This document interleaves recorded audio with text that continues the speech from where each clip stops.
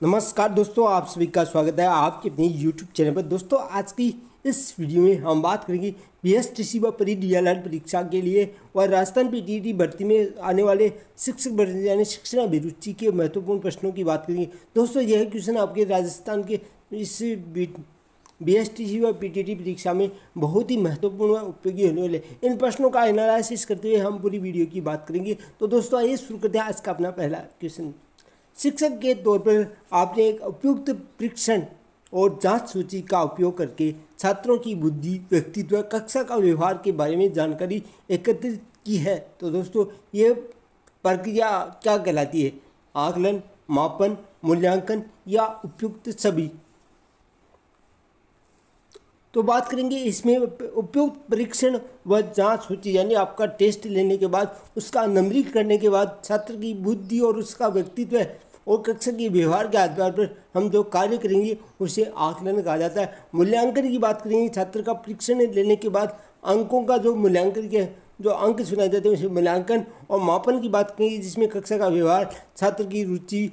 निष्पत्ति परीक्षण का प्रयोग किया जाता है।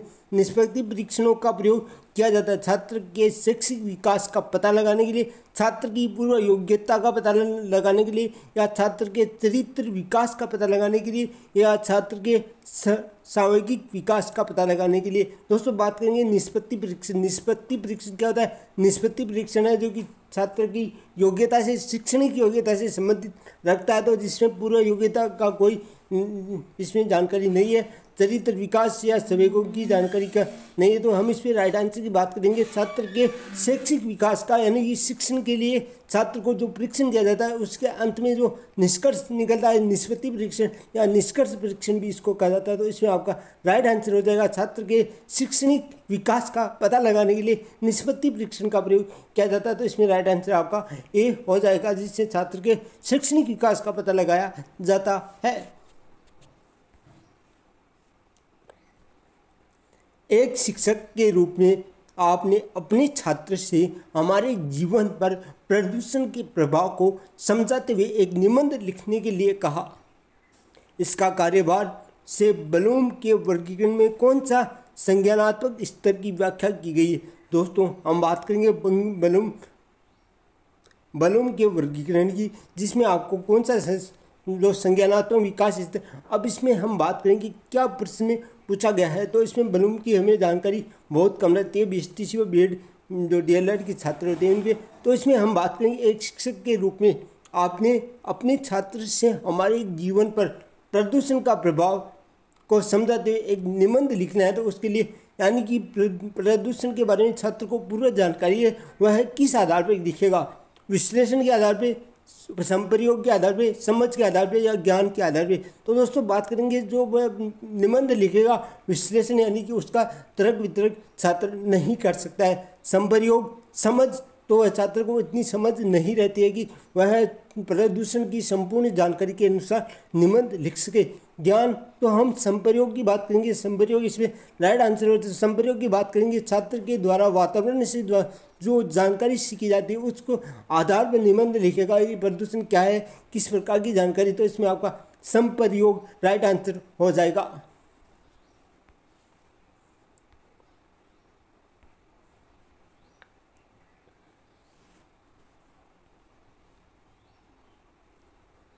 निम्न में से कौन सा आदर्श संदर्भित परीक्षण के लिए सत्य नहीं है? दोस्तों,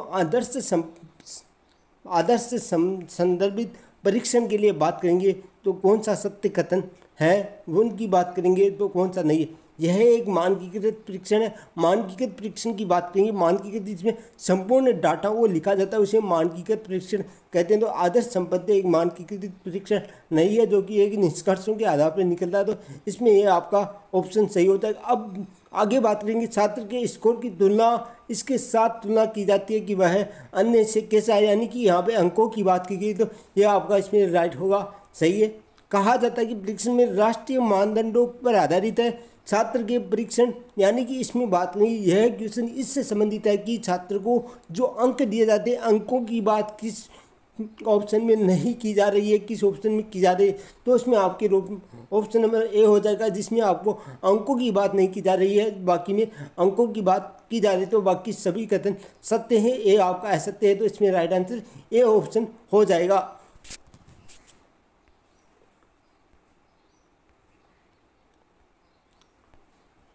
यहाँ पे 5 क्वेश्चन की बात कर लेंगे।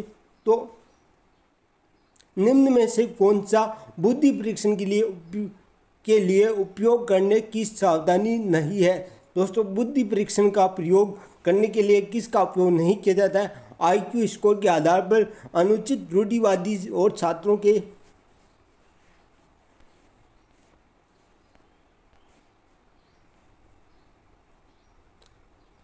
बारे में नकारात्मक उम्मीदों को बचाना, यानी कि छात्र के बुद्धि से नकारात्मक की जानकारी नहीं।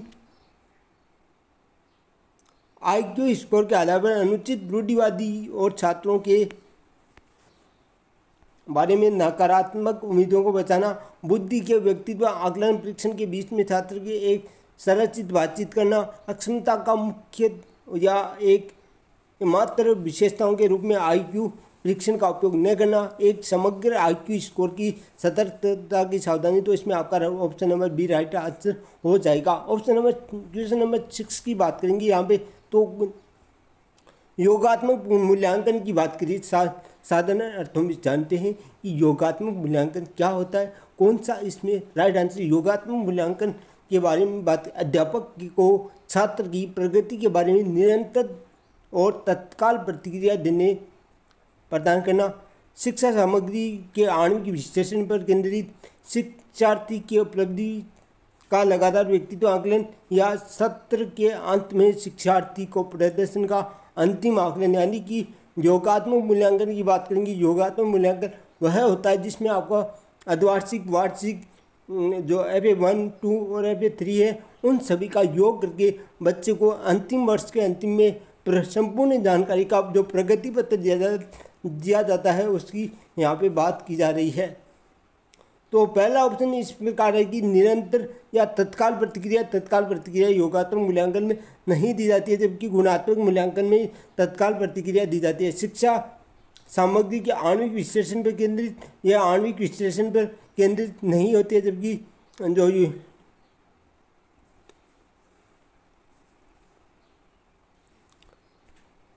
शिक्षार्थी की उपलब्धि को लगातार योगात्मक नहीं गुणात्मक होती है, वो लगातार जांचती है। योगात्मक योग, इसमें राइट आंसर योग के बारे में जानकारी दी गई है।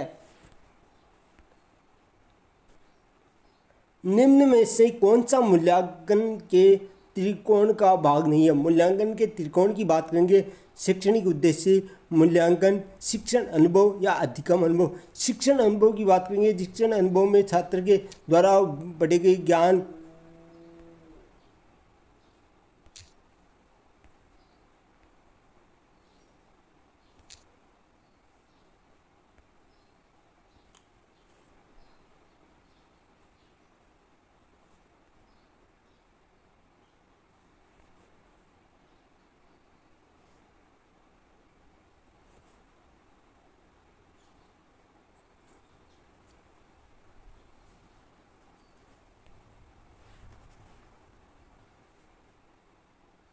तो इसमें शिक्षण अनुभव आपका राइट आंसर हो जाएगा।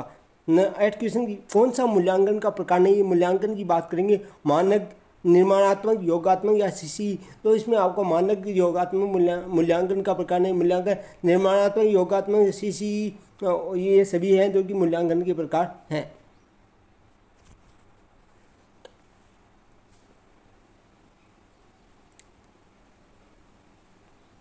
जब बालक की परीक्षा द्वारा मापी हुई योग्यता का सही मूल्यांकन या में स्थायित्व होता है, तब उस परीक्षा को क्या कहते हैं। तो उस परीक्षा की बात करेंगे।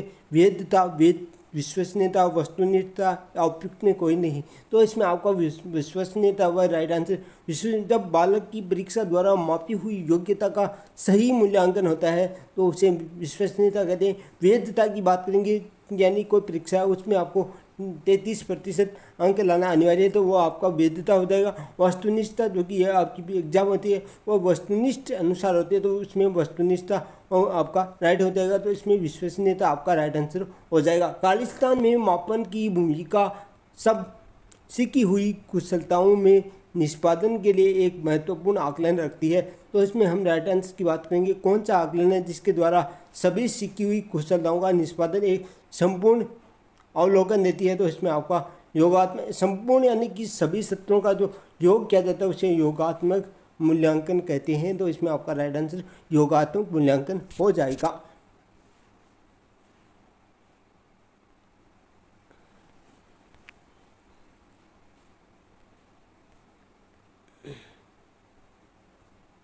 एक शब्द में उत्तर देने की योग्य सरल प्रत्यास्मरण प्रश्नों को वर्गीकृत किया जाता है। दोस्तों वह क्वेश्चन जो एक शब्द में एक सरल भाषा में जो आपका यह एग्जाम है वह भी इसी क्वेश्चन पर आधारित है। तो आप इसमें देख सकते हैं वस्तुनिष्ठ प्रकार हो जाएगा, आप अच्छे से समझ जाएंगे। तो प्रत्यास्मरण प्रश्न जो आपका यह एग्जाम है वह भी इसी आधार पर दिया जा रहा है। 12 क्वेश्चन की बात, योगात्मक मूल्यांकन का उद्देश्य। दोस्तों योगात्मक मूल्यांकन का क्या उद्देश्य है? योगात्मक मूल्यांकन समय विशेष या विभिन्न कार्यों पर एक विद्यार्थी में कितना अच्छा निष्पादन किया है यह पता लगाने के लिए योगात्मक मूल्यांकन किया जाता है। ये आपका राइट आंसर है हो जाएगा। सेकंड क्वेश्चन ऑप्शन की बात करें, अधिगम को सुगम बनाना या ग्रेड प्रदान करना यह योगात्मक मूल्यांकन का कार्य नहीं है, जो कि यह आपका गुणात्मक मूल्यांकन होता है उसमें आ जाएगा। अगली इकाई के अनुदेशन से पूर्व प्रगति का पता लगाना यही भी इसमें राइट आंसर नहीं होगा। आपका यह जो कि ए नंबर ऑप्शन है वो इसमें राइट आंसर हो जाएगा।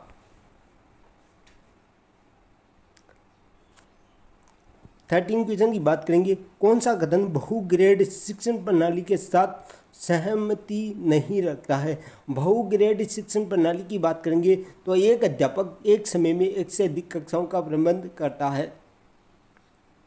बैठकों की लचीली व्यवस्था या विभिन्न कक्षाओं में एवं एक ही कक्षा में अंतःक्रिया विद्यार्थी की आयु योग्यता के आधार पर समान होना इसमें आपका राइट आंसर हो जाएगा। यानी कि समान विद्यार्थी यानी कक्षा 1 के विद्यार्थी 1 में, 2 नंबर के 2 में, 3 नंबर में, इस प्रकार की समान आयु समकक्ष वाले विद्यार्थियों को एक ही स्थान पर रखा जाना इसमें आपका राइट आंसर हो जाएगा। निर्माणात्मक मूल्यांकन का उद्देश्य, यानी कि निर्माणात्मक मूल्यांकन क्या होता है? प्रगति पर गौर करना, उपचारात्मक अनुदेशन की योजना बनाना, यह सभी है जो कि निर्माणात्मक मूल्यांकन है। विद्यार्थी की समझ का पता लगाना यह योगात्मक नहीं गुणात्मक मूल्यांकन, ग्रेडिंग प्रदान करना यह सभी गुणात्मक मूल्यांकन के उदाहरण हैं। दबाव को कम करने एवं परीक्षाओं को सफलता के लिए आवश्यक है, यानी कि दबाव को कम करने और परीक्षाओं को सफलता के लिए कौन सा कार्य है जो कि आवश्यक है? कम अवधि की परीक्षाओं का अंतरण, विद्यालय शिक्षा के विभिन्न चरणों में परीक्षाओं का आयोजन, वार्षिक व अर्धवार्षिक परीक्षाएं या विभिन्न प्रवेश परीक्षाओं के लिए विभिन्न एजेंसियों की स्थापना करना। तो इसमें परीक्षा दबाव को कम करने के लिए आपका ए नंबर ऑप्शन है जो कि कम अवधि की परीक्षाओं का अंतरण करना, ये भी आपका राइट आंसर है। अब इसमें बात करेंगे आपको जो कि है, यदि आप बी ऑप्शन या सी ऑप्शन चुनते हैं तो सी ऑप्शन में आपको 3 अंक 1 अंक मिलेगा और बी ऑप्शन में आपको 2 अंक और इसमें 3 अंक, यानी कि ये BSTC का नियम होता है कि ऑप्शन में एक ऑप्शन तो बिल्कुल राइट रॉन्ग होता है और 3 ऑप्शनों में थोड़े थोड़े जो समान ऑप्शन होते हैं उनको क्रम वाइज अंक दिए जाते हैं। तो दोस्तों ये आज की वीडियो की इसलिए वीडियो लाइक करें, शेयर करें, चैनल को सब्सक्राइब जरूर करें। थैंक यू, धन्यवाद।